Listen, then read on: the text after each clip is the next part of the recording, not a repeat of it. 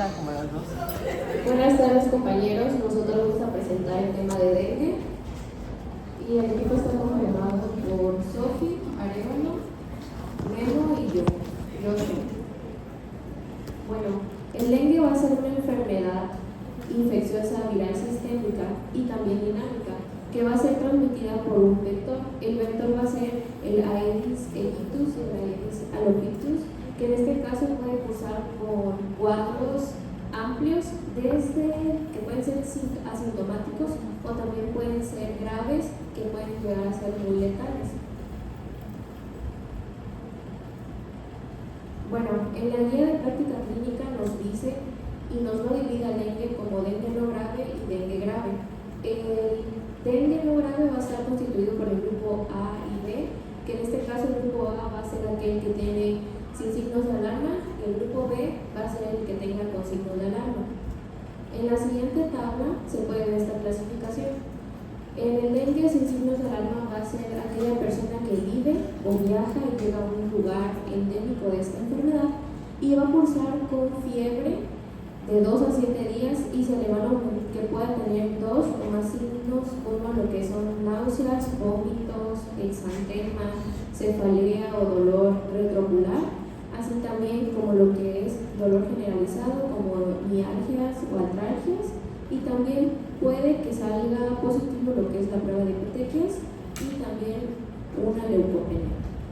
En el caso del dengue con signos de alarma va a ser este dengue que a la caída de la fiebre puede presentar uno o más de estos síntomas, que es dolor abdominal intenso que tiene que estar sostenido o dolor a la palpación, también vómitos persistentes, la acumulación de líquidos, sangrado de mucosas, letargo, hipotensión postural y también mencionaba lo que era hepatomegalia o el aumento progresivo del hematocrito debido a que el plasma se va al espacio extravascular.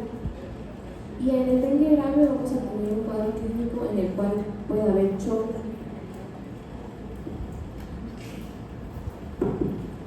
o dificultad respiratoria.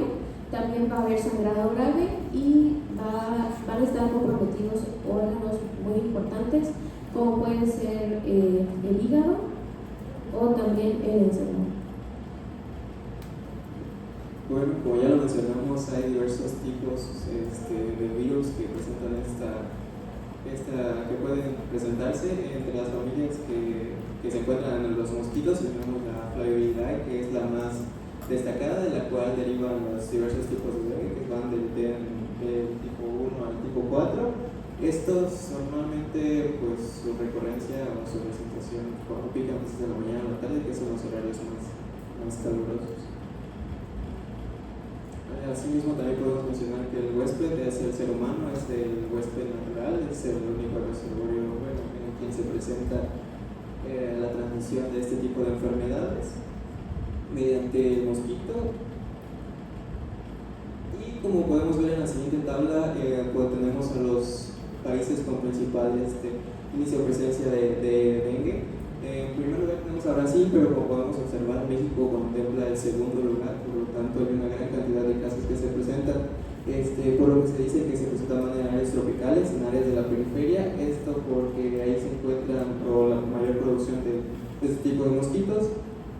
Por lo tanto, su transmisión se relaciona con los bajos niveles de la altura o bajo nivel del mar, por lo que se encuentra mayormente en las costas o en zonas tropicales.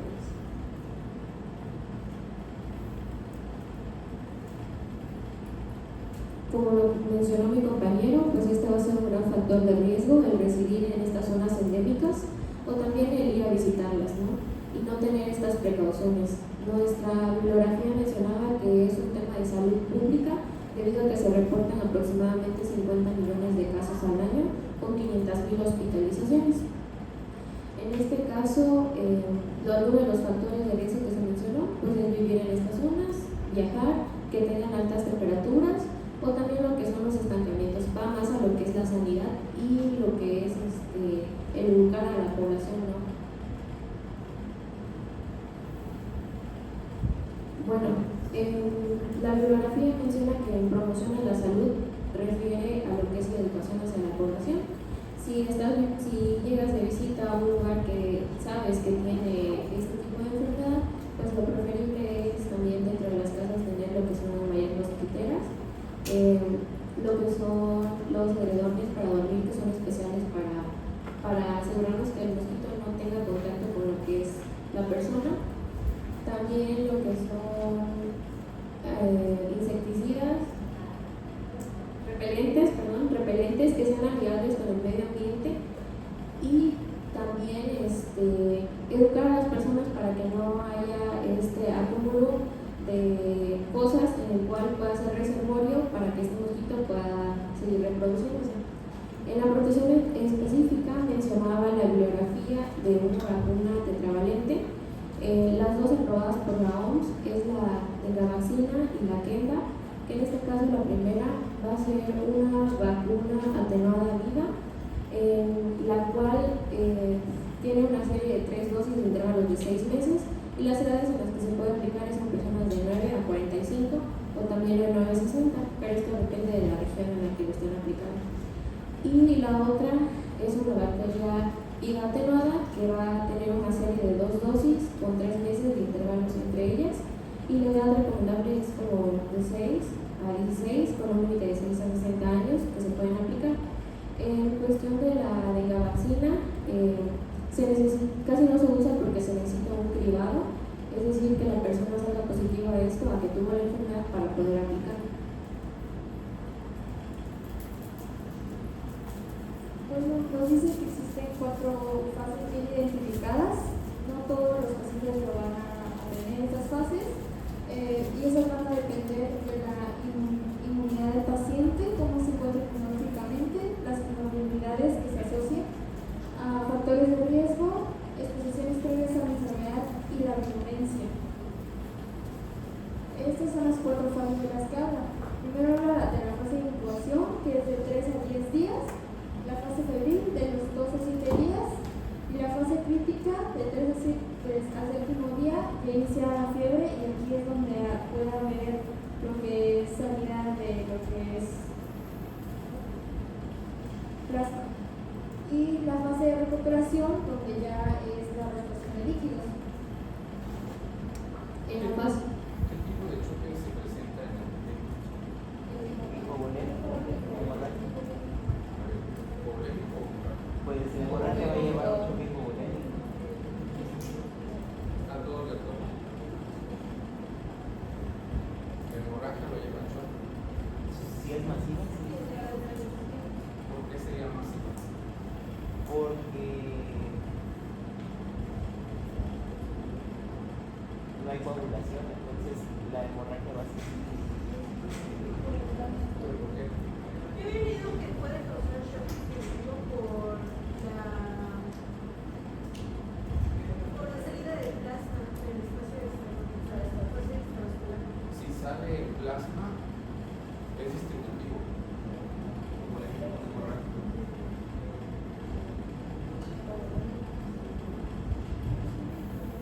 ¿Qué tipo de choque es? Hipovolémico. ¿Por qué es hipovolémico? Por la extravasación. O sea, sí es. Lo interesante de lo grave es que pudiera tener 3 tipos de choque. El primero es hipovolémico. El segundo puede ser un choque séptico y el tercero es un choque cardíaco. Dentro de las situaciones que si se vuelve hipovolémico por hemorragia, es algo que ha tratado de prácticamente las definiciones operacionales de retirarla, porque cuando hablamos de dengue, ya el dengue hemorrágico no entra en la clasificación. Y algo que era o es importante es que incluso en la década del 2000 todavía se hablaba de un dengue clásico con tendencia a la hemorragia y un dengue hemorrágico. Entonces, la pregunta interesante es, ¿por qué sangra el paciente? Entonces todos nos íbamos a ver plaquetas, y tiene plaquetopenia. Entonces la tercera pregunta es, ¿con cuántas plaquetas un ser humano sangra? ¿Cuánto necesito tener de plaquetopenia para que sangre? Porque lo que dice el doctor tiene razón en la vía clínica. O sea, yo puedo ver un paciente que esté sangrando, pero tiene 80,000 plaquetas. Las plaquetas no explican el sangrado. Ya venía la confusión de la clínica, y esa definición operacional, bueno, se prefirió cambiar en base a que la primera que dieron sus compañeros en dividir grave y no grave, porque dengue con datos de alarma es precisamente porque antes de que se choque nos va a dar esos datos de alarma. Y en general hay dos muy importantes que lo van a considerar o lo van a tener en una pauta interesante, que es dolor abdominal. Dolor abdominal es un dato interesante para clasificarlo ya como un dengue con datos de alarma. Bueno, entonces el choque del dengue es hipovolémico y es por extravasación de líquidos. Entonces, por eso aquí, cuando hablamos de choque séptico o choque hipovolémico, ustedes se van a dar cuenta que en el manejo de líquidos es un poco diferente. O sea, las guías acá son diferentes. O sea, le paso líquidos, pero me voy midiendo mucho, me voy a medir bastante. Porque como existe esta extravasación de líquidos, le pasa más o menos como al quemado. El quemado tiene su evento hipovolémico porque pierde por la quemadura, pero aparte hay una extravasación del líquido donde sale la proteína fuera del vaso y esa proteína que es la albúmina jala el líquido. Entonces el quemado tiene la pérdida per se porque se quemó una superficie corporal, pero aparte porque está fugado.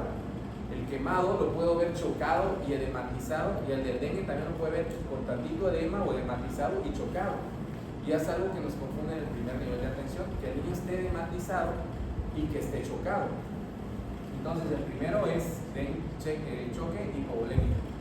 Puede llegar a ser un choque séptico, porque si la evolución de esta enfermedad en infecciones febriles y sobre todo esta, me puede llevar a una coinfección con alguna bacteria. ¿Cuál es el tiempo o el periodo el periodo febril que ahí su compañera muy bien dice? Fase de incubación de 3 a 10 días y fase febril de 2 a 7 días. Eso nos debe de orientar mucho a si estamos ante un cuadro de dengue o no.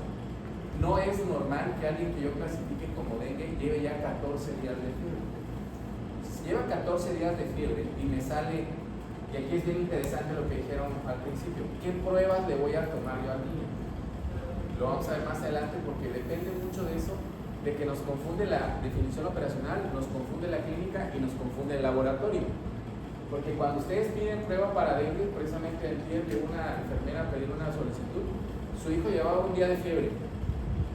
Fue el miércoles. El miércoles me dice la enfermera, mi hijo empezó hoy a las 6 de la mañana con fiebre. Y eran las 12 del día, dice, ¿será que no puede pedir unas pruebas para dengue? Si lleva 12 horas o 6 horas de fiebre, ¿qué prueba le pediríamos? NS1 le pudiera pedir. Y tienen que tener cuidado porque a veces nos mandan NS1, IgG, IgM. El laboratorio nos manda todas y ahí es donde nosotros nos confundimos. Y cuando ustedes estén en su centro de salud, les van a hablar de la triplex. La triplex es la prueba que van a hacer Zika y chikungunya, porque el otro problema es que hay reactividad cruzada y aunque no fuese dengue me puede salir positivo si es chikungunya. Y en los laboratorios pues nada más que para dengue me hacen dengue. Y cuando ustedes manden una prueba al laboratorio estatal, lo que les van a hacer es la triplex, que va a abarcar estas tres situaciones, ¿no? Estas tres, Zika, dengue y chikungunya. Entonces, algo también interesante. El vector más importante es el ARSG, que es en porcentaje y por las características de la altura sobre el nivel del mar que la van a encontrar, vuela o puede llegar a esas poblaciones. Pero en Chiapas ha pasado algo interesante y delicado, ¿no? Encuentras ya dengue en zonas que por altura no debería de existir, como por ejemplo en algunas regiones de Bochil, en algunas regiones de los Alpos. Epidemiológica, ¿qué se supone que ha pasado? Bueno, que dicen que la de Salopictus, que es el otro vector que transmite, ese se adaptó o se adapta mejor a la altura y por eso hay algunas zonas que por definición operacional, por la altura sobre el nivel del mar, no debiera de haber dengue. ¿Por qué utilizan pabellón y cuándo deben de utilizar un pabellón cuando el paciente tiene dengue? ¿Qué tiempo? O sea, ¿qué tiempo le vas a poner pabellón al niño para que digas, bueno, le voy a poner pabellón? 21 días, 40 días, 7 días, mientras tarde la fiebre. ¿Dónde? Mientras tarde la fiebre. Se lo ponemos porque está en viremia y ahí también tenían una definición que era un poco compleja. Se decía que este zancudo le picaba a un infectado, un enfermo, Y este zancudito iba y picaba a otro y ese se infectaba y luego otro zancudito. No te lo explicas tanto por los brotes o las epidemias de las pandemias que existen de dengue. Es demasiado rápido para tan poco mosquito. Entonces, la realidad es que un mosquito que esté infectado con dengue llega, pone sus huevecillos y por eso se hace esta batización, porque los huevecillos que nacen de una zancudo infectada están infectados. Entonces, no es tanto que ese mismo zancudo vaya y vuele otros kilómetros y le pique a otro, ¿no? Sino que los huevecillos de las crías que tienen están infectados. Entonces, esas crías lo que hacen, pues, obviamente, es infectar más rápido, y es por eso que es una propagación rápida. Ahora, el tiempo que debe de tardar es en el periodo de viremia. O sea, nosotros debemos de protegerlo con un pabellón al que está infectado, no a los que no están infectados. Al que esté infectado, ¿para qué? Para que no llegue ningún zancudo, se infecte y genere más contagios. Pero solo durante el periodo febril. Durante otros periodos o fuera del periodo febril no es adecuado. ¿Por qué es difícil el diagnóstico? Porque en general, si ustedes le preguntan al 99% de las mamás o papás o familiares ¿qué haces cuando el niño tiene fiebre? La respuesta es le doy paracetamol, ¿no? O le manejo la fiebre. Pues muchos de los pacientes que llegan empezaron en el día 0 como día de fiebre y la mamá les empezó a dar paracetamol o algún antipirético y llegó al tercer día controlándole un poco la temperatura, pero después del tercer día continuaba con fiebre. Entonces, algo característico es que la fiebre del dengue tarda en la mayoría de los casos de 5 a 7 días, aunque también lo que dijo su compañero al principio. Realmente se dice, por ejemplo, en el estado de Chiapas, que somos endémicos, que prácticamente toda la población ya tuvimos contacto o fuimos infectados por algún mosquito o incubados, ¿no? Que no todos desarrollamos la enfermedad, se dice que más del 90% no lo desarrollan, que solo el 10% alcanza a desarrollarla, y eso es interesante por la cuestión de las vacunas.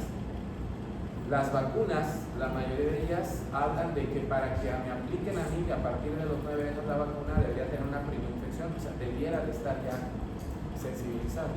Entonces, como dijo su compañera, para estar seguro le tenía que tomar muestra a todos los niños a partir de los 9 años que me diera positivo y luego vacunar. Ahora, epidemiológicamente, ¿por qué en algunos años muere más gente y se enferma más gente y por qué en algunos años menos? ¿De qué depende?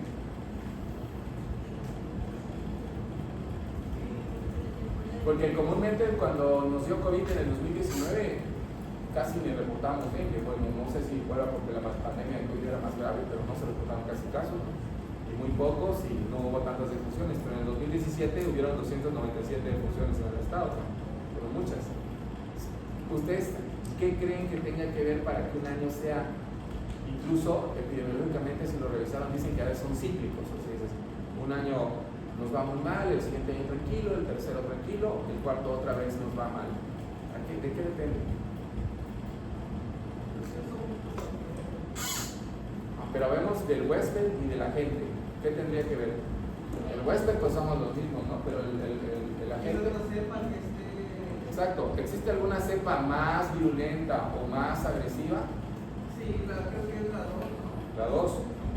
Eso también es un término que anteriormente se decía que para que desarrolláramos dengue hemorrágico, cuando estaba la definición operacional anterior, decían que nos debió de haber picado un primer virus o haber infectado por un primer virus y después nos infectaba un segundo virus y esos desarrollábamos dengue hemorrágico y nos moríamos o nos poníamos muy grave, ¿no?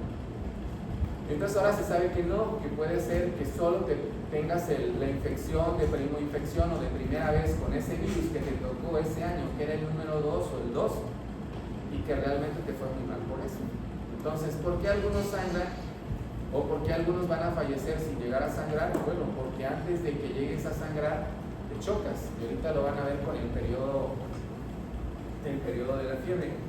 Ahora, en su vía clínica o en su quehacer diario, tomé con su primer contacto, cuando llegue un paciente febril, ¿en qué momento le dijeran ustedes a la mamá o al familiar que debiera de tener mucho cuidado y vigilancia con su hijo? La crítica.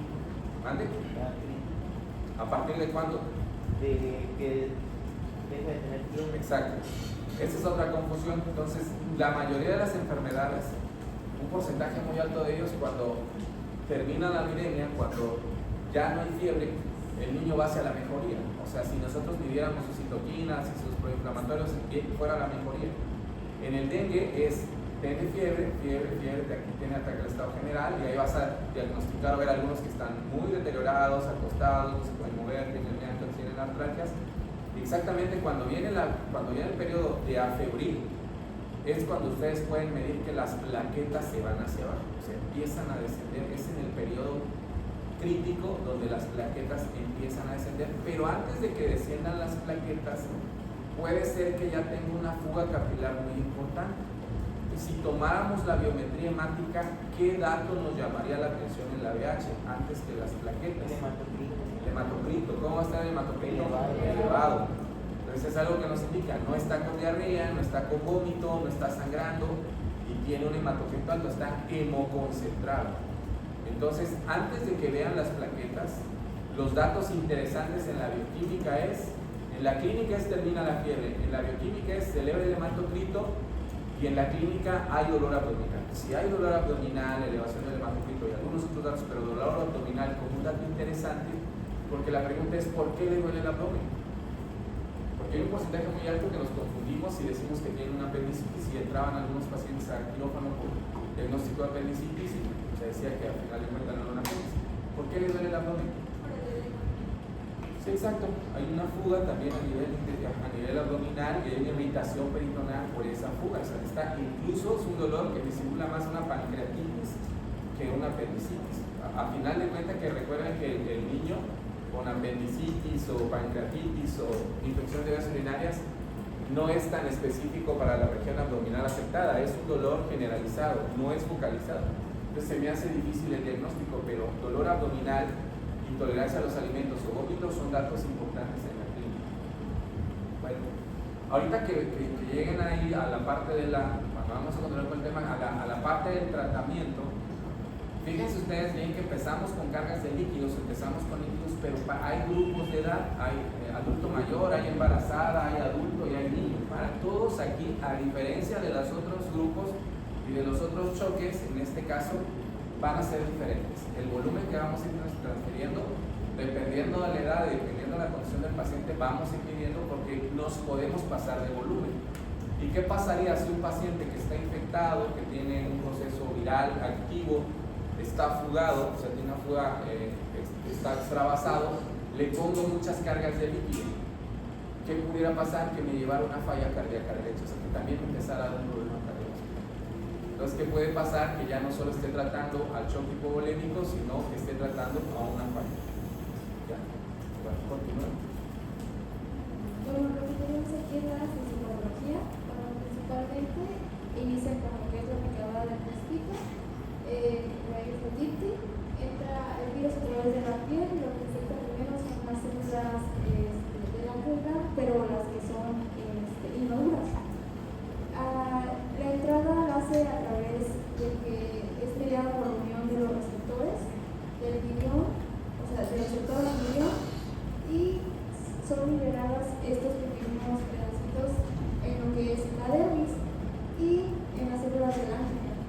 Luego esto se disemina y se va y mira a los ganglios, a todo el sistema linfático, lo que nos va a dar una respuesta inmune. Pueden haber dos respuestas, la humoral o la celular. Principalmente la celular es dada por lo que son los CD8 y por los macrófagos y las citoquinas, que principalmente son las proinflamatorias, que son interleucina la 2, la 6 y la 8 y el factor microestructural. Esto va a favorecer a lo que es la transcriptoproteína y la disfunción arterial. En la humoral lo que va a haber es una respuesta de las células linfíticas hacia el antígeno y va a darse por el CD4 que se va a activar y va a mandar a los distintos Bs a producir anticuerpos. Y aquí va a haber una activación del complemento y va a causar el aumento de la permeabilidad vascular. Usualmente, principalmente en esa respuesta, a veces lo que tenemos es lo que es el dengue crítico que puede presentar el shock hipovolémico. Pues en la etapa clínica, el cuadro clínico abarca desde lo que es una infección asintomática, una algunas personas. Y el cuadro febril indiferenciado, que usualmente es el característico, que hay facial, eritema de piel, tiene lo que es el dolor generalizado, mialgias, atalgias, cefaleas y pues el tema conjuntival también, aunque existen también las formas más graves. Para eso la OMS lo clasificó en dengue asintomático, fiebre indiferenciada, dengue no grave con signos de alarma y sin signos de alarma, y el dengue grave.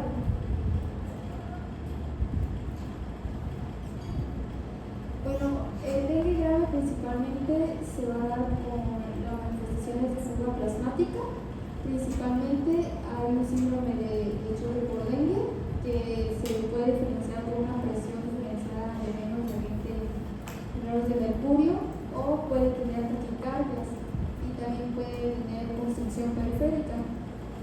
También se puede ver por acumulación de líquido con síndromes de insuficiencia respiratoria aguda, puede causar un derrame pleural, una ascitis, y también puede haber una hemoconcentración característica por el hematocrito elevado y puede estar aumentando progresivamente. En lo que es el grave, que aquí ya entra la hemorragia grave o la afección orgánica grave, ya va a ver lo que es las alteraciones hepáticas que empiezan con... Por eso precisamente ahí puede ser que independientemente que las plaquetas vayan hacia abajo, pero estén en un rango que no deba de sangrar, que el paciente esté sangrando, que los factores de población, es más factible que te dé una población intravascular destinada antes a que llegues a unas plaquetas de 10 y sangre. O sea, la gravedad se puede presentar muchísimo antes de que llegues con plaquetas de 10.000 a este punto. Y esto porque es muy interesante la discusión del perfil epidemiológico, porque muchos pacientes llegaban a los centros de salud de primer contacto y tenían dolor abdominal, rechazo al alimento, hematocrito de 18 y plaquetas 100.000.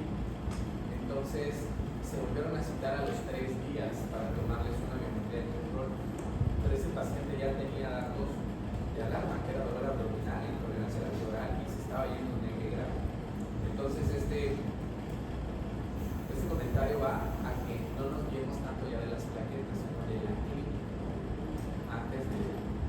Y el hematocrito, que sí, obviamente entre más se esté elevando y como las compañeras se le voy tomando, voy viendo que va más hacia arriba, obviamente se está deshidratando más.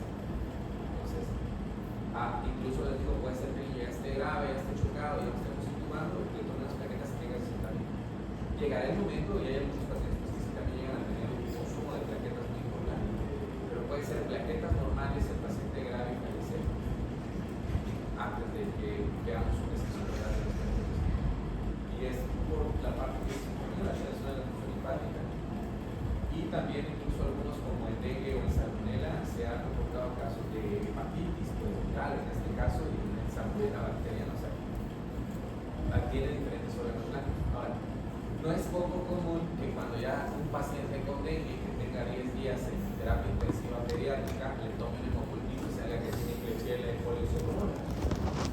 Entonces, las coinfecciones bacterianas en los pacientes clínicos que están hospitalizados, adultos o niños, en terapia intensiva se dice que tienen un gran porcentaje de posibilidades de que se infecten con otro germen, porque están en un conjunto. Ahí a veces también había confusiones porque nos mandaban el reporte positivo para IgM, incluso, o sea, porque había tenido dengue, porque tenía actualmente el agudo, pero también nos mandaban positivo para Klebsiella.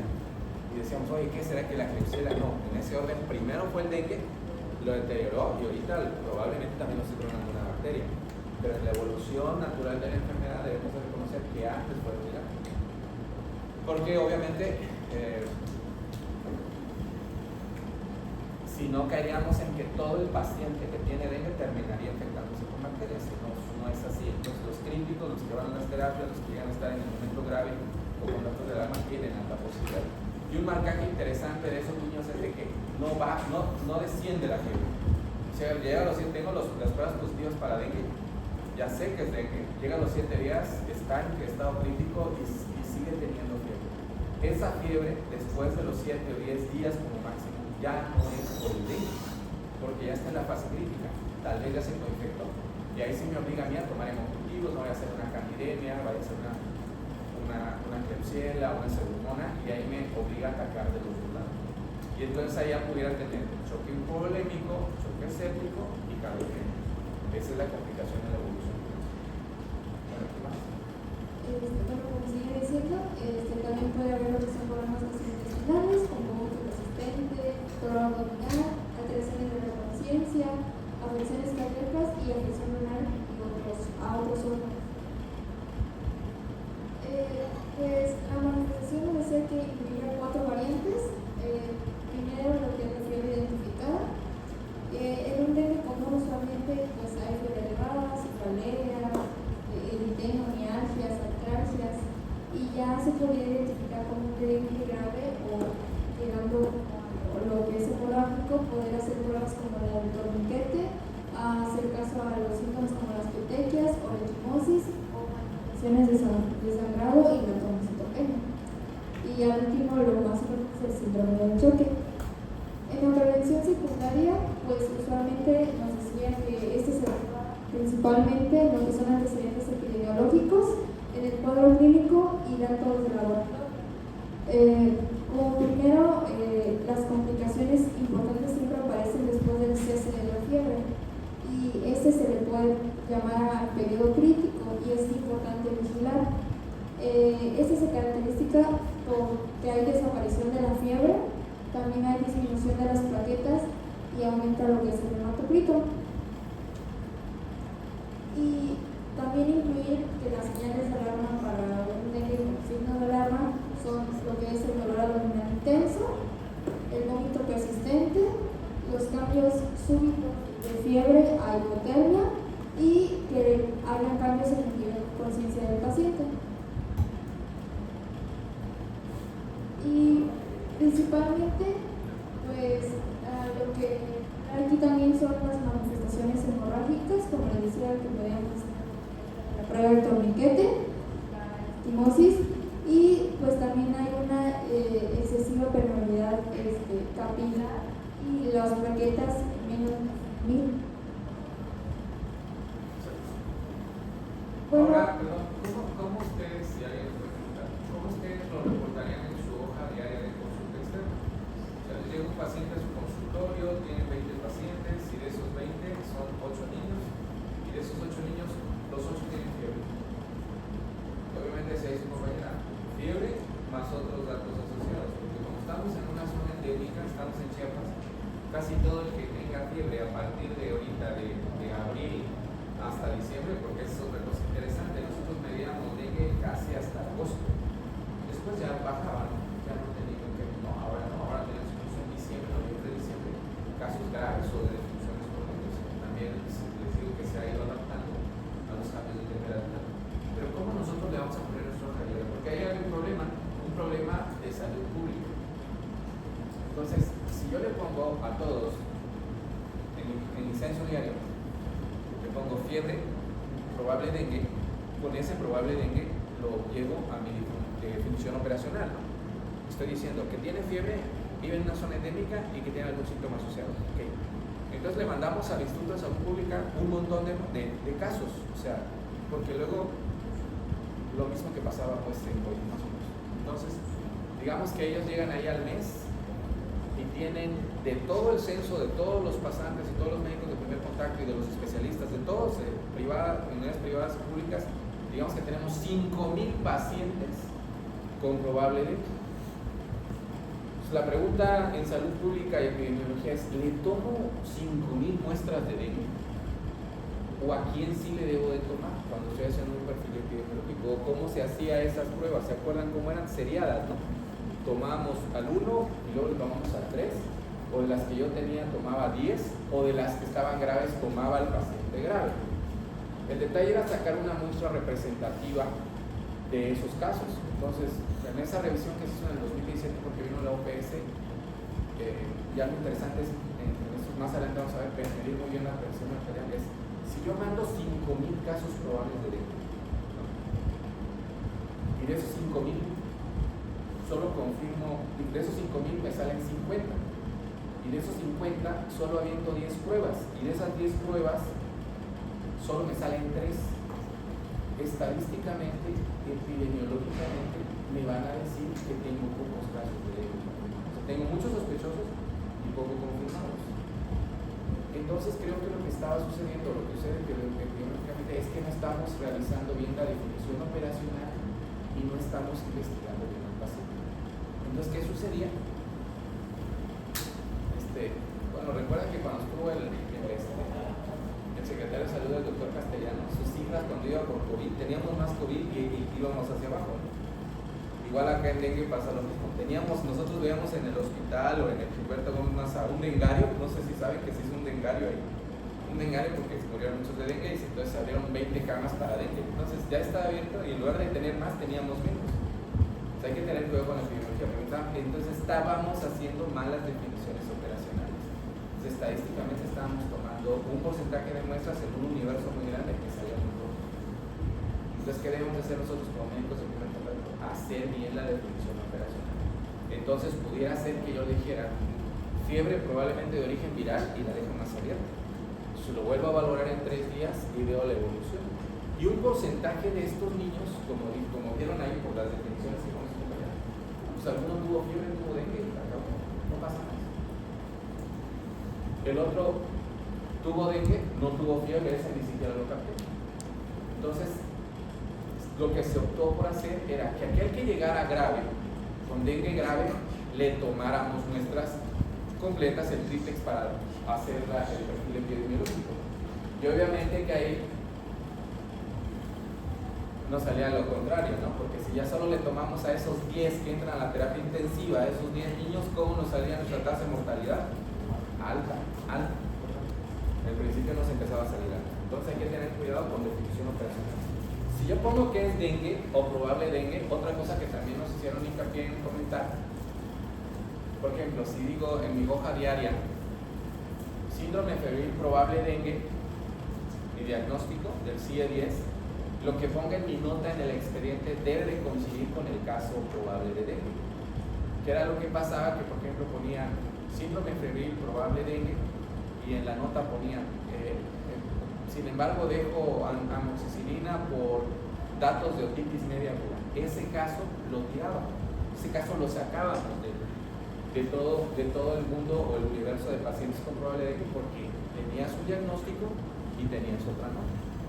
Entonces, si en su CIE o en su hoja diaria de consulta externa, ustedes que van a ir en el servicio social a dar consulta, el primer contacto, primera atención, si dice probable dengue, debe de coincidir con estos síntomas o signos de dengue, primero datos clínicos de no grave y después de dengue con datos de alarma y luego grave. Entonces, tiene que tener una coincidencia. El tercer problema fue el que nos llamó más la atención, que era acude el paciente con probable dengue de 5 días de evolución, hematocrito alto, vómitos, deshidratación, dolor abdominal intenso. Envío a domicilio y lo cito en 3 días. Esa fue una de las peores decisiones porque ya lo tenías con datos de dengue, por lo menos, si no, ya tenía datos de alarma. Entonces, una vez que yo digo que tiene datos de alarma o que tiene un dengue grave, tengo que hacer lo que dice en esa guía que van a dar más atrás. O sea, el niño, la mujer embarazada y el adulto mayor, cuando yo lo defino en una clasificación, viene una guía. Si tiene esto, se va a segundo nivel. Si tiene esto, se queda en casa, o si tiene esto, se queda en un centro de salud. Lo que observamos ahí es que estaban muy cambiando. ¿Y cuál fue ya el tercer error o cuarto error hospitalario? La medición de la TEA. También ya su compañera lo van a decir más adelante, pero uno de los factores pronósticos sea hipotensión persistente. O sea, obviamente que ya cuando veamos choque séptico, un choque hipovolémico, pero sobre todo el séptico y que es hipovolémico, el dato de hipotensión no es un dato que me hable para hacer diagnóstico de choque. La hipovolemia me dice que el paciente está chocado. O sea, el que me habla de que puede tener choque es que tenga taquicardia, disminución de volumen urinario, lado capilar retardado, son datos iniciales de choque. Cuando un paciente está hipotenso, ese está chocado, está en un choque irreversible probablemente. Desde los datos clínicos de riesgo alto para fallecer, inicialmente era dolor abdominal no diagnosticado. y el segundo era hipotensión persistente, sin ninguna intervención. Bueno, continuamos. Bueno, el diagnóstico pues la divide en fases también. En la fase aguda o en la fase febril se puede localizar lo que son el ácido nucleico viral, y se toma en los primeros 5 días o después de que empezó a presentar síntomas del paciente. Y aquí hay 2 pruebas. Se puede hacer lo que es el RT-PCR, que es el ácido nucleico viral, o puede ser por ELISA, que es la proteína monoestructural. El problema con ELISA, la NS1, es que si el paciente es el segundo, o sea, el segunda vez infectado, la prueba disminuye su valor. También se hace una fase de convalencia, lo que es los anticuerpos IgE antidengue, que se toma después de que desaparece la fiebre, de 4 y 7 días de evolución. Y se puede decir que se toma el diagnóstico cuando se produce una seroconversión entre las 2 pruebas, entre la que es la fase aguda y la fase de convalescencia.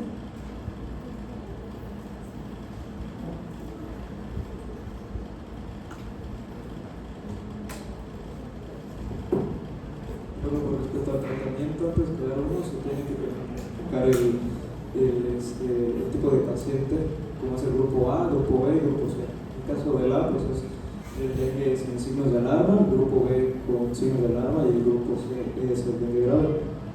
Siguiente.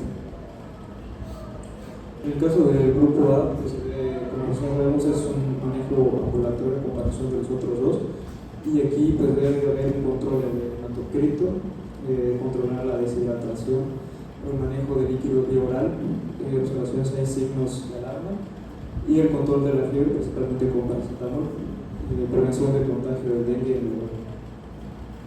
Perdón, en esa fase, cuando es hidratación, dicen que podemos tratarlo con vida cerebral. O sea, es dentro de las indicaciones que nosotros podemos iniciar vida cerebral en un paciente que tenemos que hidratar, manejar la fiebre, siendo la primera fase de hidratación.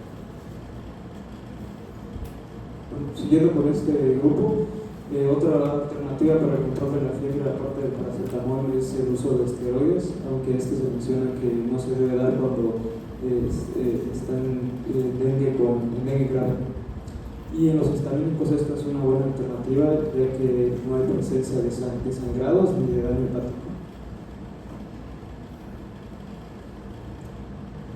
Y pues en el caso del grupo B, pues aquí va a haber pacientes con los signos del dolor abdominal, del sangrado de mucosas, y pues aparte van a haber otros signos de alarma o condiciones que van a dificultar este dengue, como lo puede ser el embarazo, que el paciente sea un infante, edad avanzada, obesidad, diabetes mellitus, insuficiencia renal y enfermedades hemolíticas crónicas. En ese caso pues se debe monitorear los signos vitales, monitorar el hematocrito, que pues va a estar aumentado. En el caso de pacientes del grupo C, pues aquí ya se van a presentar pacientes que requieren manejo urgente de primer contacto y debe procederse a una referencia urgente inmediata a un hospital. En ese caso se debe seguir evaluando el hematocrito. En caso de que aumente, mencionaba que se debe de administrar cristaloides o soluciones isotónicas, y en caso de que baje, con transfusiones.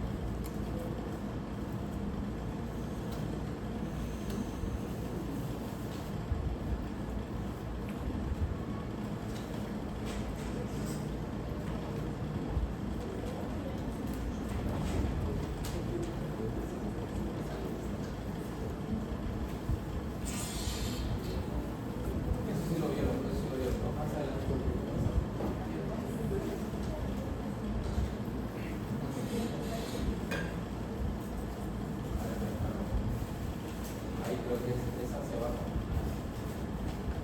Algoritmo de manejo de líquidos intravenenosos en pacientes con una masculinidad adulto mayor. Así les digo que viene clasificado por características del huésped. Entonces dice paciente con signos de alarma más comorbilidad. Soluciones cristalóide, fármaco. Y fíjense, como se trata de un adulto mayor, habla de 5 mililitros por kilogramo en una hora. O sea, el volumen que le pasamos comparado con shock séptico, con shock hipovolémico, incluso por diarreas, este volumen es menor. Prácticamente porque se piensa que todo está extravasado. ¿Ya? Luego dice, reevaluar si hay mejoría clínica, reducir el goteo 4 mililitros por kilo por hora, que continúa por 2 o 4 horas con monitoreo del horario del paciente. Y luego lo vuelves a reevaluar y el punto es reducir el volumen cada reevaluación, pero siempre tratar de tener un volumen urinario entre 1 a 3 mililitros por kilo por hora en el mínimo, en el adulto mayor que se favor. O sea, el punto es que no lo sobrecargues. Ahora bájale. Ahora del otro lado ahí va. Reevaluar sin mejoría clínica, repetir segunda carga de 5 mililitros por kilo por hora. Estamos hablando de adulto mayor. Reevaluar sin mejoría, repetir una tercera carga. Entonces, cuando hay una respuesta con la primera carga, lo que sigue es, y respuesta hablo de que normaliza la TA, disminuyen los datos de choque y ya se va disminuyendo el volumen por kilo por hora. Y en la otra, lo vas reevaluando y si no, pones hasta 3 cargas. ¿Ya? 3 cargas de 5 mililitros. Y te dice ahí en ese caso, que era con signos de alarma, si el paciente no tiene mejoría, lo reclasificas y lo pasas al grupo C. A ver, a la hora de la que sigue. Bájale. No, digo, súbele pues. Y este es algoritmo en el manejo de líquidos intravenosos en pacientes con shock hipovolémico. Y aquí en este caso, si se dan cuenta, en la primera parte de aquel lado dice comorbilidades, embarazo, adulto mayor, no. Entonces le manejamos los líquidos a 20 mililitros por kilogramo en 15 a 30 minutos. Como un choque para cualquier paciente. ¿Ya? Pero te dice que no esté embarazada, que no tenga comorbilidad y que no sea adulto mayor. Vuelves a reevaluar, pero si se dan cuenta, en el siguiente recuadro ya no maneja la segunda carga a 20 mililitros como en el choque séptico hipovolémico, se baja a 10 mililitros. ¿Ya?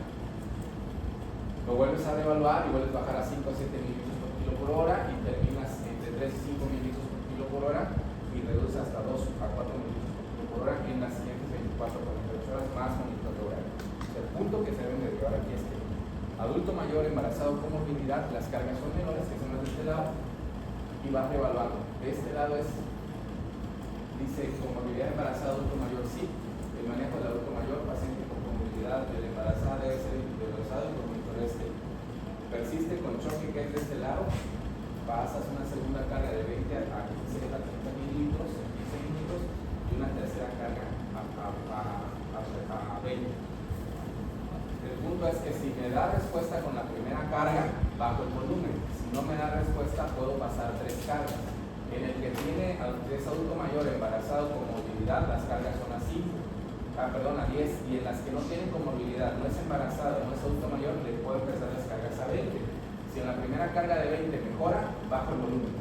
Si en la primera carga no mejora, segunda carga a 20 y tercera carga a 20. ¿Ya? En caso de choque persistente, determinar la función de bomba. ¿A qué se refiere? Ya le pasé 3 cargas y no hay mejoría. ¿Qué es lo que sigue? Vasopresores o inotrópicos. Entonces, en este caso, ahora que estamos viendo con otros grupos, choque séptico, en general en el adulto mayor, cuando hablamos de choque y hablamos, lo que decía su compañera, el choque distributivo, que es en el séptico, por ejemplo, en el adulto mayor solo observamos la predominancia de la fisiopatología es la vasoplegia. El vaso se hace más grande y por eso existe hipotensión. En el paciente pediátrico hay una combinación, hay vasoplegia, pero hay un factor, un proceso en el miocardio donde no hay una suficiente fuerza del ventrículo izquierdo y no puede mover suficiente.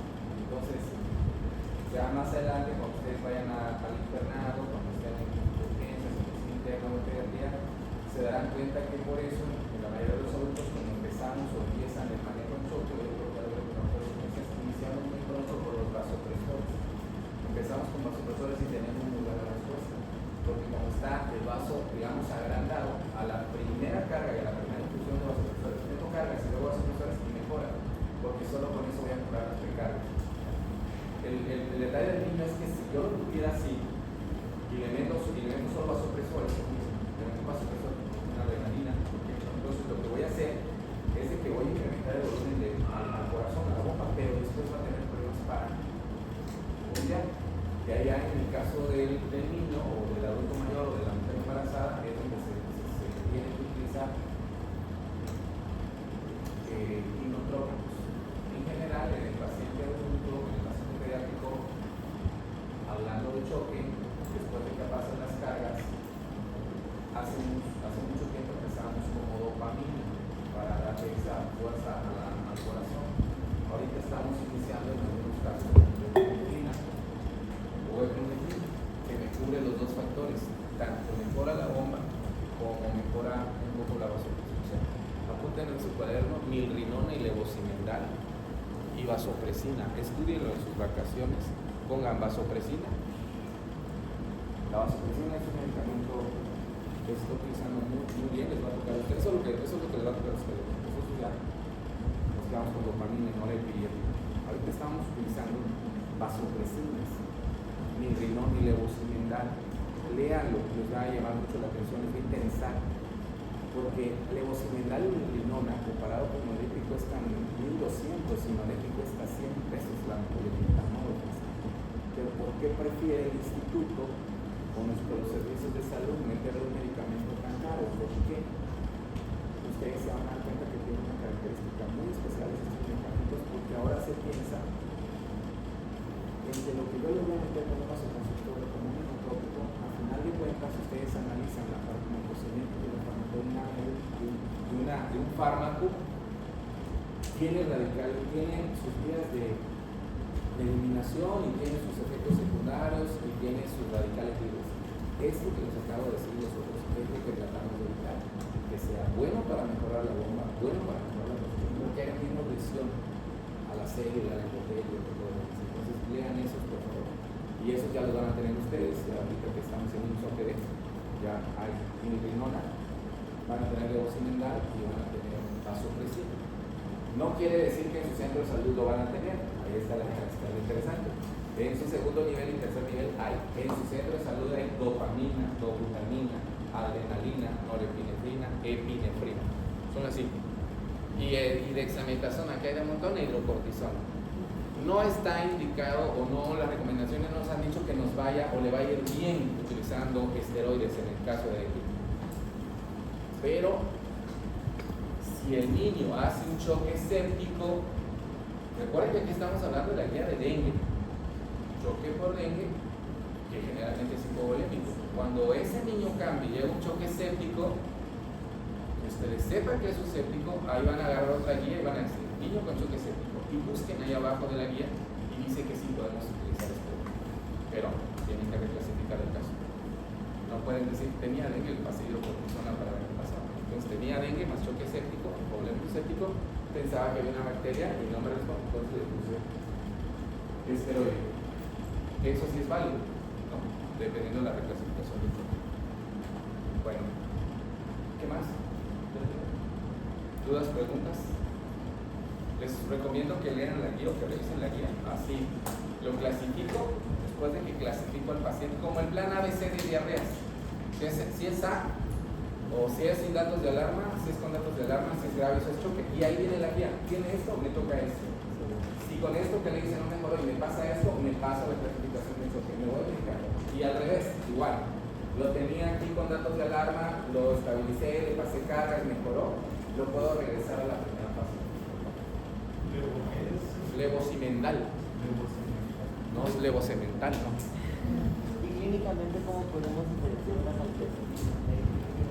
Mira, realmente la única forma sería tomarle enzimas pancreáticas, ¿ya? Aunque de todas maneras, como es un proceso inflamatorio que pudiera estar elevado, pero obviamente que no con el marcaje de una pancreatitis, pero sí te puede confundir diagnóstico. O sea, de hecho hay algunos niños que llegan al centro de salud con ustedes, o sea, ya tenía dengue, o sea, tenía fiebre, ya no toleraba, tenía vómito, y la mamá lo lleva porque realmente tiene dolor impresionante y te lo lleva. Y entonces ahí ustedes van a abordar otra guía diferente que se llama abdomen agudo en pediatría. Es otra guía. Entonces tiene dolor, ok, tiene dolor. ¿Tiene fiebre? Sí, tiene fiebre. Entonces te vas y dices, ¿qué patologías de dolor abdomen agudo tienen fiebre? Pues la primera que te va a saltar es apendicitis, ¿no? La segunda va a ser dengue. ¿Qué te va a orientar ahí? La evolución natural de la enfermedad. En este caso el dengue empieza con 7 días febriles o 5 días febriles y más o menos al final del tercer o cuarto día tienes el dolor abdominal.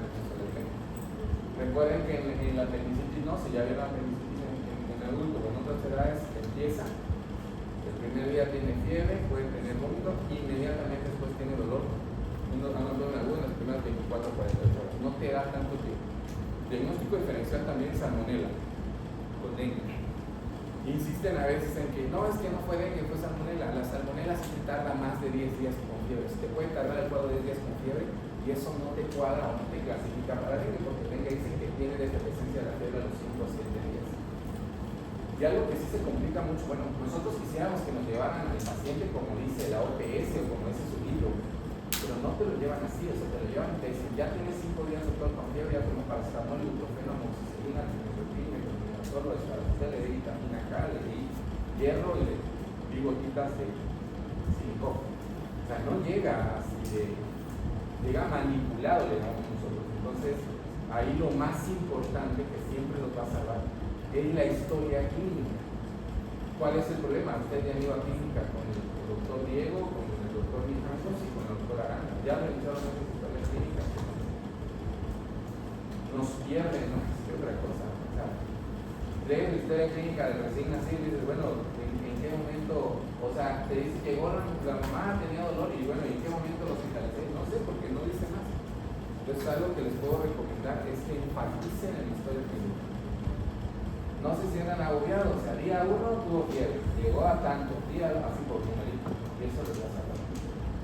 Entonces, para hacer diagnóstico diferencial tendrías que tener enzimas pancreáticas. Ahora, también ha cambiado la clínica. Anteriormente, para que dijeras que tenía apendicitis hace 15 años, era diagnóstico clínico. Ya revisaron esos temas. Tenías apéndice, tenías datos clínicos, era apéndice. Dolor abdominal agudo, datos clínicos de apéndice, era apéndice. Te tomaban la placa, le pedías DH, tiempos de población y lo mandabas a cirujano. Ahora no, ahora tengo datos de abdomen agudo, parece un apéndice, pido ultrasonido. Bueno, el gol estándar está haciendo el ultrasonido en apéndices. ¿Qué es eso? Servicio social. Tómenlo con mucha reserva, porque hay algunos casos en que te da un falso positivo el ultrasonido. Entonces, eso hablando de algunos. Y otro muy normal, pero que es típico, es el dolor abdominal por infección de vías urinarias. La niña o el niño tiene infección de vías urinarias, tiene dolor, se le niega, sigue su vida, lo vuelve a tener. Así. Puede tener un mes de dolor abdominal. Ya no cuadra bien, tanto como una mujer. Bueno, ¿qué?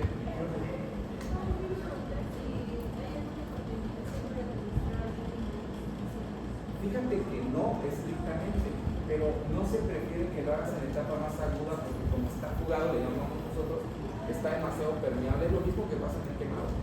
En el quemado, en las primeras 24-48 horas solo aplicas Galvez o Parkland. Lo relatas, lo que cargas y después de las 24-48 horas, si tienes hipoalbuminemia, en el caso del quemado puedes empezar a hacer cargas con albúmina para que incremente la presión osmótica y te lleve otra vez ese líquido al espacio intravascular. Lo que dicen que no es recomendable es que empecemos en el quemado, con las primeras 24-48 horas meterle cargas de albúmina porque esa misma albúmina se va a fugar y no me va a ayudar mucho. En este caso, como una terapia en un paciente de terapia intensiva que le tomen los laboratorios, si tengas hipoalbuminemia, en vez pudieras utilizar, pero no está así como en la guía que te digan la guía, le vamos a meter cargas de albúmina explícitamente, no es, vas, agarras, tomas albúmina y si está hipoalbuminémico le pasas las cargas. Puede ser que antes que pasen albúmina en este tipo de pacientes lo lleguen a que le pasen plasma, porque algo que tienen que vigilar, y eso es el si ya van a tener laboratorios al niño que ya está entrando, ya piden el tiempo de población. Porque probablemente la central de la verdad está pasando por esa falla hepática que se está haciendo. Entonces, en muchas ocasiones incluso vas a llegar por esta vía a pasar plasma, que también te va a mejorar un poco la función que te va a mejorar el paciente, más va a disminuir el glucosangrado. Probablemente se llegue esa lúpica, pero sí, no se les olvide pedir tiempos de población.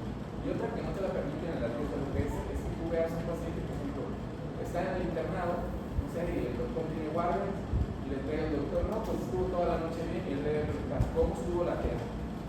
Se dice que en la fase crítica cada 30 minutos, cada 40 minutos, y luego te va a salir cada hora.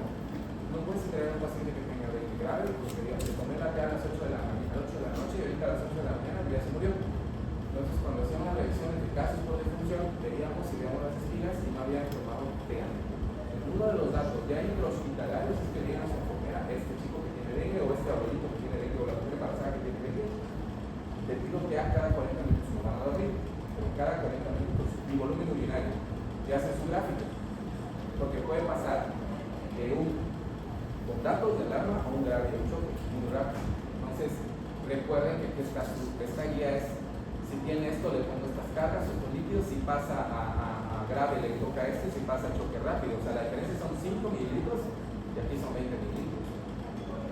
Entonces, tiene que esclarecer el volumen urinario, presión arterial y en el niño, estado de conciencia. También es otro punto que no lo especifica mucho en la OPS, pero el estado de conciencia. Si el niño está degenerando, irritable, somnoliento, está no. Bueno, dudas, preguntas. Está interesante, lean esas guías de UPS, están muy bien, lean otros artículos, algo de la situación epidemiológica. Hay mucha gente experta en dengue en Chiapas y hay mucha gente aquí con dengue dentro de la UPS también.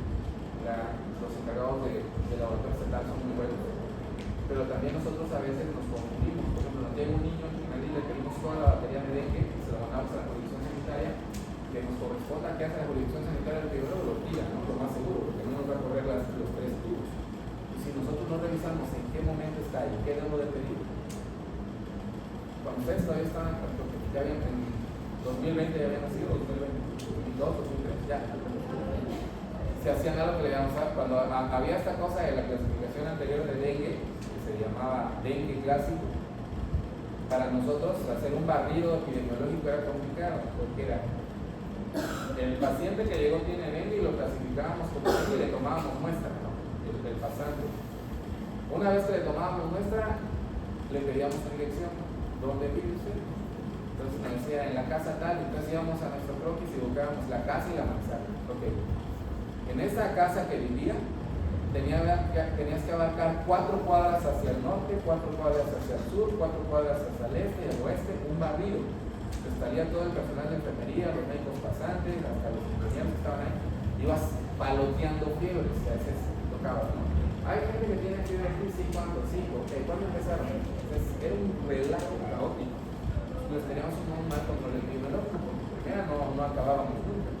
Porque de ahí que te salía otro positivo para dengue, empezabas otro cuadrante.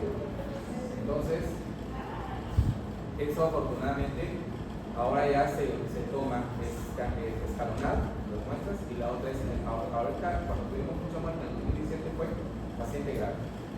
Paciente grave que entraba con diagnóstico de dengue, se le tomaba los muestras. Y lo que circuló en el 2017 fue el 2. El 2 fue el que circuló y fue el que más muertes causó. Ahora ya por último, ustedes ya han observado cuándo hacen porque me van a decir ustedes cuando vayan a su centro de salud, cuándo deben de fumigar y cuándo deben de repartir la base. ¿Seguros? ¿Están de acuerdo con tu compañera? También cuando se reporta un caso. Ajá, pero ¿cuándo es de que te reporten un caso? Tú tienes todo el año y en qué mes tienes que empezar a batizar, a tirar abate y a fumigar. Yo creo que después de la temporada de taxito después. Estamos hablando de que terminas en agosto, ¿no? Bueno, hasta octubre, entonces noviembre, diciembre y enero. ¿Cuál es el error de nosotros? A ver, chico, ¿no? Bueno, Mérida, conocen Mérida, ¿no? Hace un montón de calor, hay un montón de agua corriente, porque este zancudo se da mucha agua corriente. Ahora revisen cuántos casos de dengue tiene Mérida. Y cuántos tenemos nosotros, cuántos tiene Guadalajara, tiene más casos de Mérida. Entonces la explicación era que nuestros sistema epidemiológico en la mano. Porque nosotros, ustedes se han dado cuenta que empezamos a fumigar cuando está lloviendo. O sea, ya empezaron las lluvias y todo lo que tires en fumigación no sirve. No sirve, al contrario, puedes intoxicar más sin que te funcione, porque debe ser para que esas partículas vuelen y pesquen esa zancuda, pues no debe haber llovido. Entonces aquí tienes que llueva para que corra, y la zancuda no corre en esa agua sucia. La zancuda o lo que sea, su zancudo no corre en agua sucia, busca agua limpia o agua limpia estancada. El agua donde crecen los tambos son tambos de agua limpia, no son tambos de agua sucia, y se va en agua corriente. Entonces si tú llenas de fumigación y de abate, no funciona. Y ustedes tal vez no se recuerden, pero hace como 5 o 6 años se suspendió la batización. Dejaron de repartir abate, eso por una consecuencia epidemiológica, que estaban empezando a hacer resistencia al abate. Entonces hicieron más resistentes y cambiaron la fórmula y ahora otra vez están repartiendo abate. Entonces, también otro problema epidemiológico es de que estamos fumigando y abatizando tarde. Entonces deberíamos de batizar antes, ya batizamos aquí cuando tenemos casos, y como dices, bien, o sea, ahora una vez, eso es otro consejo epidemiológico, ahora que tienes dengue, supuestamente ves, si el niño que vive en esta casa, los que están ahí arriba tenían dengue, entonces empiezas de acá para abajo, porque todo lo que tienes arriba ya tiene dengue. Entonces te dicen, entonces empiezas del último caso que tengas hacia abajo. Por ejemplo, aquí es muy característico que si encontramos, por ejemplo, en San José Terán o en la CCI, a partir de donde está el último caso para abajo, ya no nos vamos hacia arriba. O sea, como prioridad en las primeras 24 horas es hacia abajo de donde tengas el último caso, porque si te vas hacia atrás, cuando tú recorres ya avanzó. Porque recuerden pues que si es interesante que revisen eso, pues esta zancuda vuela, ¿no? Vuela cierta cantidad de metros, se aloja, se queda a dormir y luego así va, o sea, va hacia adelante. Entonces esa es la característica interesante. ¿Dudas, preguntas? Bueno, yo había leído que puede causar el dengue cuando el dengue como chikungunya, daño hepático, y se va a manifestar por el hepatomegalia. ¿Cuánto tiempo después podemos ir haciendo el control del daño hepático? Bueno, lo que sí se ha visto es que chikungunya se comporta más como un proceso crónico. O sea, a más tiempo, incluso a un año, tú todavía ves gente que tiene aún datos de mialgias o datos por chikungunya. Y recuerden que chikungunya nosotros lo investigamos porque entró dentro del complejo TOS. ¿Recuerdan el toxoplasma, herpes? Zika. Le decimos Zika porque Zika causa microcefalia, incluso la mujer embarazada hacia el niño causa esa muchas. Y en el paciente con dengue, como tal, en la etapa aguda, o sea, si vas a investigar falla hepática, en la etapa aguda es donde tú tienes que, pues, te toman los PPH y le haces un ultrasonido para descartar hepatomegalia. Solo que ahí revisen bien, porque muchas veces, más que una hepatomegalia o espleno, lo que tiene es una citis muy importante. O sea, hacen demasiada fuga rápida. Y el niño se ve edematizado. Bueno, dudas, preguntas, si no